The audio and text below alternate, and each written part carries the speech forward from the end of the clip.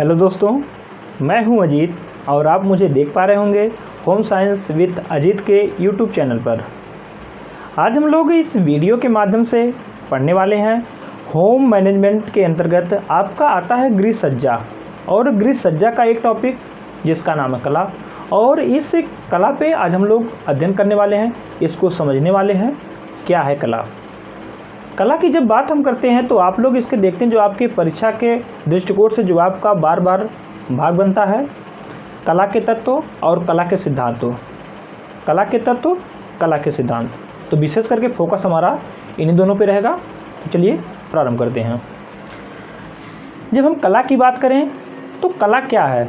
मानव जीवन, जैसा कि मैं यहाँ पे लिख रखा हूँ, मानव जीवन की सहज अभिव्यक्ति है। कला मानव जीवन की सहज अभिव्यक्ति है। वहीं पर दूसरा स्टेटमेंट है इसको लेकर के है, मानव के भावों की सहज अभिव्यक्ति का नाम कला है। मानव के भावों की सहज अभिव्यक्ति का नाम कला है, और इसी के माध्यम से मानव अपने भावों को रिप्रेजेंट करता है। किसके माध्यम से? कला के माध्यम से। वहीं पर जो तीसरा स्टेटमेंट है, तीसरी लाइन है, कला शारीरिक इंद्रियों की अपेक्षा मानसिक संतुष्टि प्रदान करने में महत्वपूर्ण भूमिका निभाता है। इतनी बात हो गई। वहीं पर हमारा जो मेन टॉपिक है जिसको मैं लेके आया हूँ आपके बीच, वह है कला और कला के तत्व और आपके कला के सिद्धांत।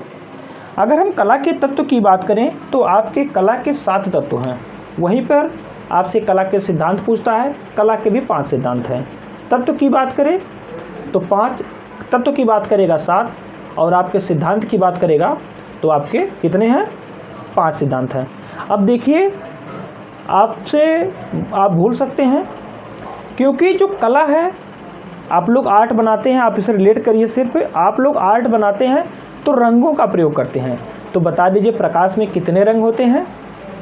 7 रंग होते हैं।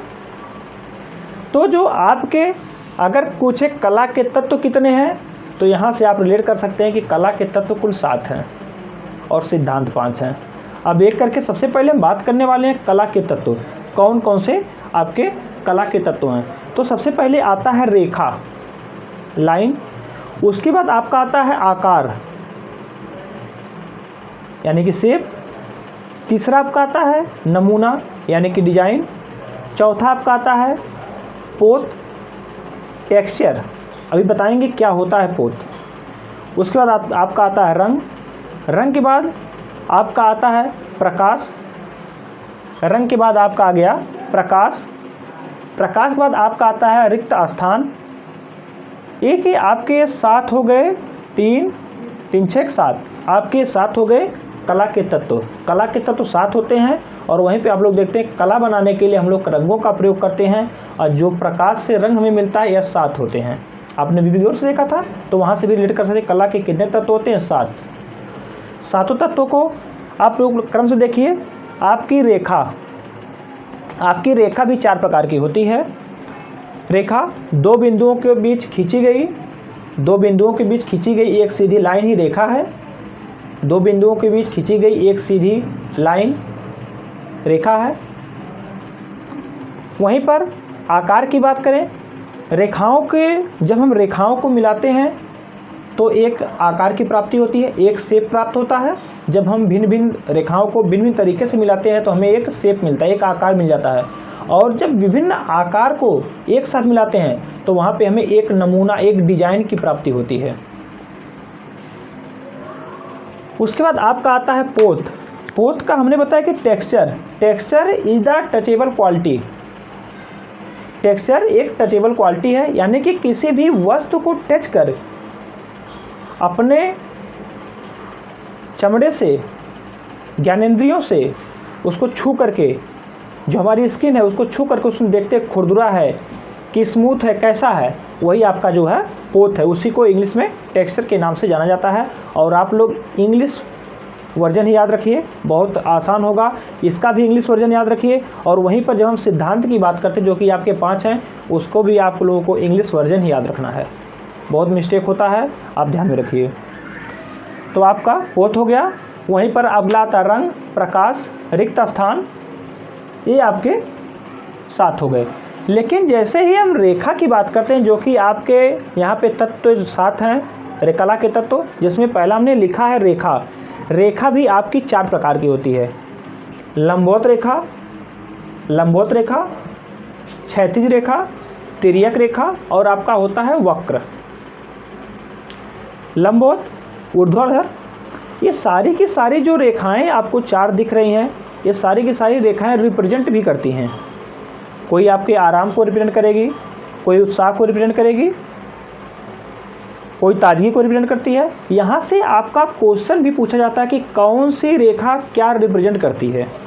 तो सबसे पहले आपको जानना होगा कि रेखा कितने प्रकार की होती है। तो रेखा आपकी 4 प्रकार की होती है। आपकी लंबवत हो गई, आपकी क्षैतिज हो गई, आपकी तिर्यक हो गई। लंबवत का मतलब है वर्टिकल, क्षैतिज का मतलब होता है ये हो गया, तिर्यक का मतलब हो गया ऐसे, और कर्व आपका ऐसे। यही आपकी 4 रेखाएं हैं, लंबवत, क्षैतिज, तिर्यक, कर्व। ये 4 रेखाएं हैं। और आपकी जो ये चारों रेखाएं हैं, ये चारों रेखाएं आपकी कुछ न कुछ रिप्रेजेंट करती हैं। अगर हम यहाँ पे लंबवत रेखा की बात करें तो लंबवत रेखा आपका शक्ति, दबाव, औपचारिकता, क्रियाशीलता, मस्तिष्क की सजीवता, जोश एवं उत्साह का भाव, और उसके साथ साथ ये जो है लंबाई को रिप्रेजेंट करती है। वहीं पर जब हम क्षैतिज रेखा की बात करते हैं तो क्षैतिज रेखा या इसे हम समतल रेखा के नाम से जानते हैं। इसे ही आड़ी या पड़ी रेखा के नाम से भी जाना जाता है, आड़ी या पड़ी रेखा के नाम से भी जाना जाता है। और इसके साथ यह जो है तनाव मुक्ति अर्थात विश्राम को रिप्रेजेंट करती है, ये आपकी निष्क्रियता को रिप्रेजेंट करती है। चौड़ाई, आराम, स्थिरता, मन की शांति को रिप्रेजेंट करती है। कौन सी रेखा? आपकी क्षैतिज रेखा। वहीं पर आपकी अगली रेखा आती है तिर्यक रेखा, और इसे आप ध्यान रखिए और आपको इसे याद ही रखना होगा, क्योंकि आपसे बार बार पूछा जाता है कौन सी रेखा क्या रिप्रेजेंट करती है। आपका विशेष करके लंबवत रेखा, क्षैतिज रेखा और तिर्यक रेखा को लेकर पूछ दिया जाता है। वहीं पर जब हम तिर्यक रेखा की बात करते हैं, ये आपकी शालीनता, सहिष्णुता, नम्यता, आँखों की गतिशीलता, ढलान रेखा भी कहा जाता है। क्योंकि ढलान रेखा आप लोग देखते हैं कि जो हमारी तिर्यक रेखा होती है ऐसे, और जो भी ढलान हम लोग देखते हैं कुछ इस प्रकार की देखने को मिलती है। तो आपसे पूछ लिया जाता है कि ढलान रेखा के नाम से किसे जाना जाता है, तो आपकी होती है तिर्यक रेखा। वहीं पर जब हम वक्र रेखा की बात करते हैं तो यह जो है प्रसन्नता, खुशी, आनंद, सौंदर्य, समृद्धि, नाजुकता, लोचमय, शालीनता, विशिष्टता आदि को रिप्रेजेंट करती है। कौन सी रेखा? आपकी वक्र रेखा। वहीं पर जब हम आगे बढ़ते हैं तो आपके आकार की बात आती है। आपका आकार कुल 6 प्रकार का होता है। एक आपका होता है वर्गाकार, आयताकार, त्रिभुजाकार, पंचभुज और षष्ठभुज, वृत्ताकार। ये आपके हो गए आकार। आकार से जब आकार की बात आती है तो आपसे क्वेश्चन पूछता है कि आकार में त्रिभुजाकार दे देगा। त्रिभुजाकार आकार में कुल कितनी आड़ी रेखा, कुल कितनी लंबवत रेखा, कुल कितनी समतल रेखा या जो है तिर्यक रेखा का प्रयोग हुआ है, आपसे ऑप्शन दे देता है। तो जब तक हम इसके शेप को नहीं जानेंगे तब तक हम वहाँ से समतल रेखा, क्षैतिज रेखा, आड़ी रेखा को कंसीडर नहीं कर पाएंगे, गिन नहीं पाएंगे, लंबवत रेखा को नहीं गिन पाएंगे। तो इसके पहले क्यों ना हम इसके आकार को देख लें। हमारे पास जगह का अभाव है, चलिए इसको हम ऊपर का साफ कर लेते हैं, हमारे पास कुछ मिल जाएगी जगह। देखिए 1 मिनट वीडियो लंबा ना। चलिए हम यहाँ पे बात कर रहे थे आकार की। आपके कुल आकार की बात करें तो आपके 6 होते हैं, वर्गाकार, आयताकार, त्रिभुजाकार, पंचभुज, षष्ठभुज और आपका आता है वृत्ताकार। तो यहाँ पे देखिए ये हमारा हो गया आपका वर्गाकार। वर्गाकार यानी कि जिसकी सभी भुजाएं समान हो, समान लंबाई की हो, आमने सामने की भुजाएं समान हो, समान लंबाई की हो, बल्कि आमने सामने की जब भुजाओं की बात करते हैं समान लंबाई की बात, ये आपका परिभाषा होती है आयताकार की। आयताकार की आमने सामने की भुजाएं समान होती हैं। लेकिन वर्गाकार की जब बात करते हैं तो इसकी सारी की सारी भुजाएं समान होती हैं। और यहाँ पे आयताकार की हमने परिभाषा देख लिया। वहीं पे जब हम ट्रायंगल की बात करते हैं तो 3 भुजाओं से मिलकर बना होता है। और वहीं पर जब हम पंचभुज की बात करते हैं तो इसमें कुल भुजाओं की संख्या 5 होती है। उसी प्रकार से यहाँ पर आपका षष्ठभुज हो गया, ये आपका वृत्ताकार हो गया। यहाँ से जो आपका क्वेश्चन पूछता है टीजीटी पीजीटी में, आपका यही क्वेश्चन बनता है कि इसमें कितनी लंबवत रेखा, कितनी आड़ी रेखा, कितनी तिर्यक रेखा का प्रयोग हुआ है। अब देखिए, अगर हम यहाँ पे आपके वर्गाकार की बात करें तो वर्गाकार के हम देखते हैं कि यहाँ पे देखिए एक लंबवत रेखा ये हो गई, एक यह हो गई, यानी कि दो लंबवत रेखा और आपकी दो जो है आड़ी रेखा। आड़ी रेखा कहिए, क्षैतिज रेखा कहिए, बात एक ही आपका है। यानी कि अगर हम वर्गाकार की बात करते हैं तो वर्गाकार में दो लंबवत और दो आपकी आड़ी रेखाएं होती हैं। उसी प्रकार से जब हम आयत की बात करते हैं, आपके आयत में भी वही होता है, दो आपकी जो है लंबवत रेखा और दो आपकी आड़ी रेखाएं होती हैं। या ऐसी कह लीजिए, दो खड़ी या दो आड़ी, लंबवत का मतलब होता है खड़ी, वर्टिकल। वहीं पर जब हम त्रिभुज की बात करते हैं तो इसमें देखिए एक आड़ी रेखा यानी कि क्षैतिज और आपकी दो तिर्यक रेखा होती है। वहीं पर जब हम पंचभुज की बात करते हैं तो यहाँ पे देखिए दो लंबवत रेखाएं हैं, दो लंबवत हो गई, एक आपकी आड़ी हो गई और आपकी दो हो गई तिर्यक। उसी प्रकार से जब हम षष्ठभुज की बात करते हैं तो आपकी दो लंबवत हो जाएंगी। यहाँ पे देखिए एक दो, ये दो लंबवत रेखाएं हो जाती हैं और आपकी एक दो, दो यहाँ और एक दो, चार, यानी कि दो लंबवत रेखा और आपकी चार आड़ी रेखाएं या उसी को तिरछी रेखा से मिलकर आपका बना होता है। वहीं पर जब हम वृत्ताकार की बात करते हैं तो वृत्ताकार जो होता है दो कर्व के मिलने से बनता है। जो वृत्त का आकार बनता है दो कर्व के मिलने से बनता है। यहाँ से आपका क्वेश्चन पूछा गया है और आपको ध्यान में रखने, बहुत ही आसान है। सिर्फ आप आकार को समझिए और जानिए किसको क्षैतिज कहा जाता है, किसको आड़ी कहा जाता है, किसको लंबवत कहा जाता है, किसको तिर्यक कहा जाता है, किसको आपका कर्व कहा जाता है। इतना आप अगर समझ रहे हैं तो आप आकार को बना पा रहे हैं तो आप आसानी से इसे कर ले जाएंगे। चलिए अगले को देखते हैं। अगला आपका आता है क्या, नमूना। नमूने का मतलब डिजाइन। जब हम डिजाइन की बात करते हैं तो मुख्य रूप से चार प्रकार की डिजाइनें हुआ करती हैं। प्राकृतिक डिजाइन होती है, ज्यामितीय डिजाइन होती है, आपकी मिश्रित डिजाइन होती है और एक आपकी होती है अमूर्त डिजाइन। लेकिन इससे हट करके थोड़ा सा एक आपकी और डिजाइन जुड़ जाती है, धार्मिक डिजाइन। प्राकृतिक डिजाइन की बात करते हैं तो प्राकृतिक डिजाइन में देखा जाता है कि इसमें नेचुरल चीज़ों को ऐड किया जाता है। वहीं पर जब ज्यामितीय डिजाइन की बात करते हैं तो देखते हैं विभिन्न रेखाओं के मेल से जो डिजाइन बनाई जाती है उसी को ही ज्यामितीय डिजाइन के नाम से जाना जाता है। और जब प्राकृतिक के साथ साथ ज्यामितीय डिजाइन को एक साथ मर्ज कर दिया जाता है तो जिस प्रकार के डिजाइन का निर्माण होता है उसे ही मिश्रित डिजाइन के नाम से जाना जाता है। वहीं पर जो आपका चौथा आता है एब्स्ट्रैक्ट, अमूर्त डिजाइन की बात करते हैं तो अमूर्त डिजाइन वह डिजाइन होती है कि इसको जितने भी लोग देखते हैं, यानी कि किसी दो व्यक्ति को एक ही चीज़ का आभास उसमें नहीं होता है। जो व्यक्ति जिस नज़रिए से उसे देखता है उसको उस तरह का दृश्य, उस तरह का उसमें अनुभूति फील कर पाता है। यानी कि हम देखेंगे तो हमको लगेगा कुछ और बना है, अगला देखेगा तो उसको लगेगा कुछ और बना है। यही आपका है एब्स्ट्रैक्ट डिजाइन या अमूर्त डिजाइन। और उसके बाद आपका जो अन्य आता है वह आपका है धार्मिक डिजाइन। धार्मिक डिजाइन की बात करें तो इसमें आपके धर्म से संबंधित बहुत सारे आपके रामलीला, रासलीला, महाभारत, इससे संबंधित बहुत सारे सदृश्य इसमें बनाए जाते हैं। तो इतनी बात हो गई हमारे नमूना यानी कि डिजाइन की बात हो गई। इसके बाद आपका बात आती है रंग। जब हम रंग की बात करते हैं तो आपको पता है रंग की जब बात होती है तो हमें रंग भी पता है। रंग भावनाओं तथा व्यक्तियों की मनोदशा को व्यक्त करने का एक अच्छा साधन है। जिस प्रकार का हम किस प्रकार का रंग प्रयोग कर रहे हैं, किस मात्रा में प्रयोग कर रहे हैं, आपका टिन है, टोन है, शेड है, कैसा है, ये सारे के सारे हमारी मनोदशा, भाव आदि को रिप्रेजेंट करने का कार्य करते हैं। वहीं पर जब हम प्रकाश की बात करते हैं, हम कोई भी डिजाइन, कोई किसी भी कला को बना दें, लेकिन यदि वहाँ पर उचित प्रकाश की व्यवस्था ना हो वह कला अच्छी नहीं लगती है। तो उचित प्रकाश का होना भी जरूरी है। वहीं पर आपका आता है अगला यानी कि सातवां, आपका आता है रिक्त स्थान। जब हम देखते हैं कि किसी भी डिजाइन को, किसी भी कला को बनाते हैं, यदि वह हमारी पूरी डिजाइन भरी हो, उसमें जगह ही ना हो तो वह देखने में अच्छी नहीं लगती। सब कहते हैं सब भरा भरा दिख रहा है। यानी कि यहाँ पर एक सिद्धांत भी है, यदि हमारे कमरे के एरिया में सिर्फ 1/4 भाग पर ही डिजाइन बनी होनी चाहिए, वही अच्छा लगता है। यानी कि 1/4, अगर किसी भी आपका चार्ट है उसमें जब उसके 1/4 भाग पर ही आप किसी डिजाइन को बनाते हैं तो वह देखने में अच्छी लगती है। यानी कि रिक्त स्थान का भी कला में बहुत महत्व होता है।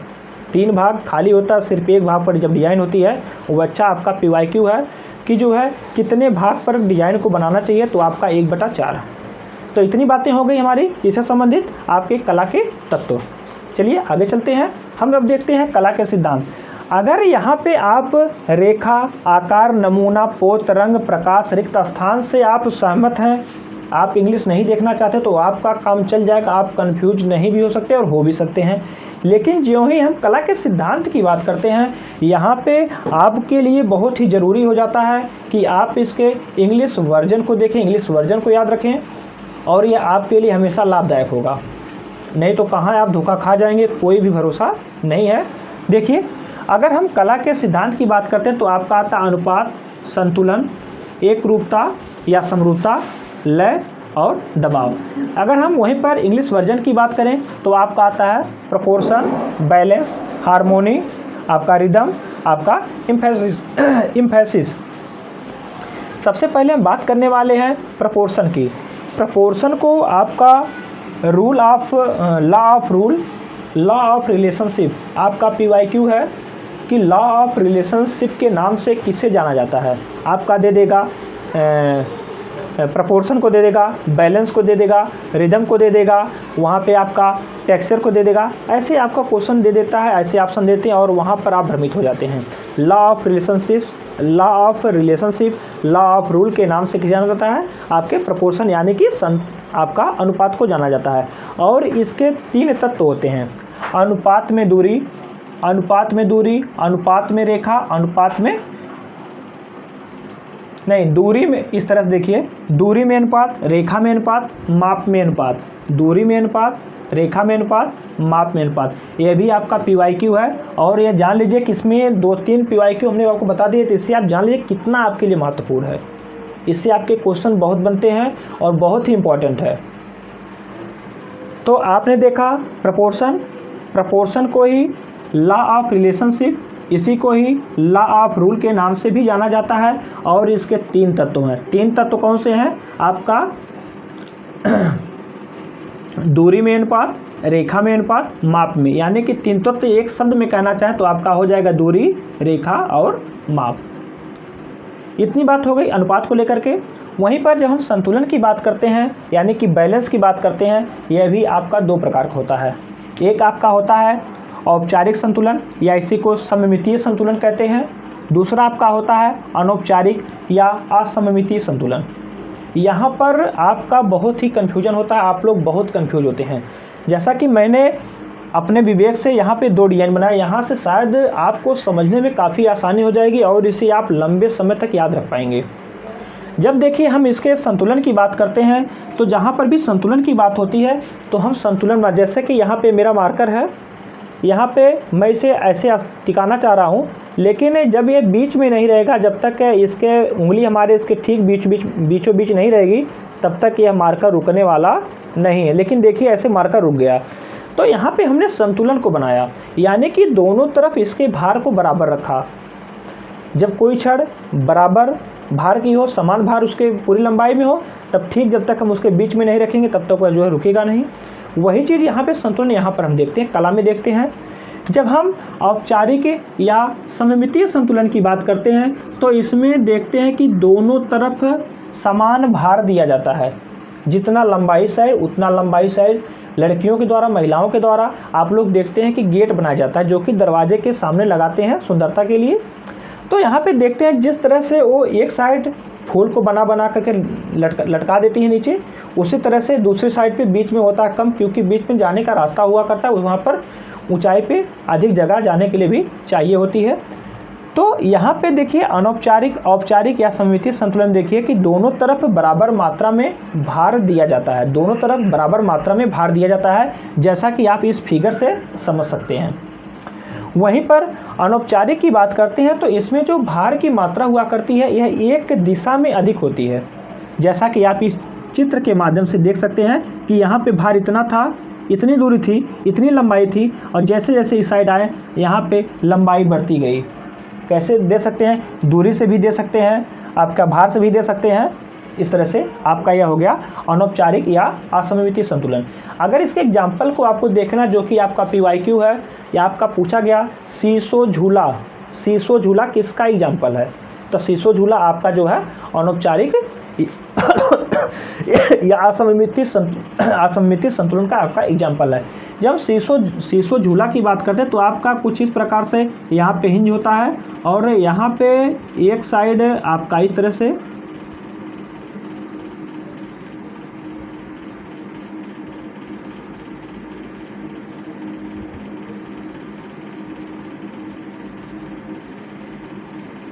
और यहाँ पे एक बालक यहाँ पे झूला झूलता है और एक बालक जो है यहाँ पे रहता है और यह झूलते रहते हैं। आपका PYQ सीसो झूला किस प्रकार के संतुलन का उदाहरण है? तो आपके अनौपचारिक। वहीं पर जब हम औपचारिक या सममितीय संतुलन की बात करते हैं तो यह भी आपका दो प्रकार का हुआ करता है। दो प्रकार का होता है, एक आपका होता है द्विसुडौल, एक आपका होता है प्रत्यक्ष या अस्पष्ट होता है। अब देखिए इसमें क्या होता है, जब हम द्विसुडौल की बात करते हैं तो इसमें जो भी आपके संतुलन बनाने का काम किया जाता है, इसमें अगर हम कोई भी बोर्ड लेते हैं, कोई भी स्थान ले लिए यहाँ पे, तो अगर हम इसमें एक तरफ कोई भी डिज़ाइन तो सेम वही डिज़ाइन आपके इस साइड होती है। जैसे कि आप लोग देखते हैं कि जो बारामदा हुआ करता है, बीच में एंट्री का होता है और दोनों साइड में जगह होती है, लोग अक्सर वहाँ पे सीनरी फ़ोटो को लगा के रखते हैं। तो उस स्थिति में अगर हम यहाँ पर एक मान लीजिए हमने यहाँ पर एक लकड़ी का डिज़ाइन से एक कोई भी हमने तस्वीर लगा दिया, लकड़ी की बना हुआ कोई डिज़ाइन है जो कि आपका वुड से बना हुआ है, तो ठीक जिस प्रकार से यहाँ पे जो डिज़ाइन यहाँ पे लगी है, जिस लकड़ी की बनी, जितनी भार की है, जितनी लंबाई चौड़ाई की है, और इस साइड भी उसी लंबाई चौड़ाई उसी भार की, यानी कि जो लाएंगे दो लाएंगे, एक इस साइड लगाएंगे एक इस साइड लगाएंगे, इसी को ही द्विसुडौल संतुलन के नाम से जाना जाता है। लेकिन वहीं पर जब हम प्रत्यक्ष अस्पष्ट संतुलन की बात करते हैं तो इसमें भी किया जाता है यही, यहाँ पर भी लगाया जाएगा, यहाँ पर भी लगाया जाएगा, लेकिन यह ज़रूरी नहीं है कि जो वस्तु यहाँ पर लगाई गई हो, यहाँ पर लकड़ी का लगाया जा रहा है, मान लेते हैं कि बुद्ध की मूर्ति लगाई जा रही है लकड़ी की, लेकिन यह ज़रूरी नहीं है कि यहाँ पर भी बुद्ध का हो, यहाँ पर हम अम्बेडकर जी का लगा सकते हैं या किसी गार्ड का लगा सकते हैं। और इसके साथ साथ यह भी ज़रूरी नहीं है कि जिस लंबाई चौड़ाई आकार में यह हो उसी आकार का यह भी हो, इसमें यह निश्चित नहीं होता है। तो यहाँ पे देखा आपने किसको देखा, आपने संतुलन को देखा। वहीं पर जब हम एकरूपता यानी कि हार्मोनी की बात करते हैं तो इसमें आपका आकार में एकरूपता, रंग में एकरूपता, विचार में एकरूपता और आपके बनावट में एकरूपता। वहीं पर जब आपके अगले सिद्धांत की बात आती है तो आपका नाम आता है लय, रिदम।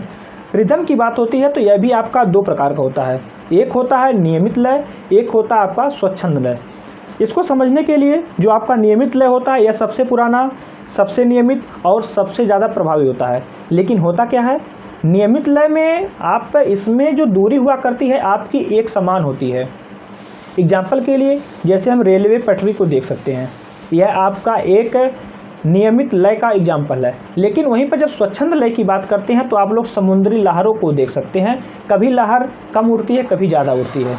समय है कम इसलिए हम थोड़ा सा खींच रहे हैं जिससे वीडियो ना कटे। और वहीं पर हमारे अगला जो आता है आपका सिद्धांत, आपका बल दबाव आता है।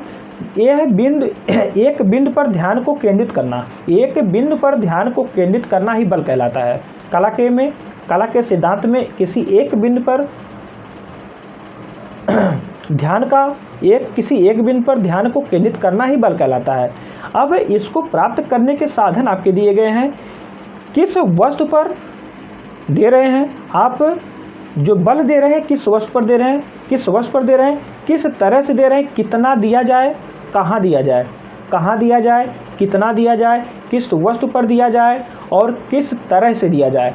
ये सारे आपके हो गए बल को प्राप्त करने के तरीके। तो चलिए आज की वीडियो में पर समाप्त करते हैं। अगर वीडियो आई हो पसंद तो कर दीजिए लाइक और हमारे लिए एक छोटा सा कमेंट्स, और यदि आप पहली बार हमारे चैनल में विजिट कर रहे हो तो चैनल को सब्सक्राइब करिए और 2-4 लोगों तक, अपने दोस्तों तक पहुंचाइए, उनका भी लाभ हो और हमारा भी लाभ हो। चलिए पुनः मिलते हैं किसी नेक्स्ट वीडियो में। धन्यवाद।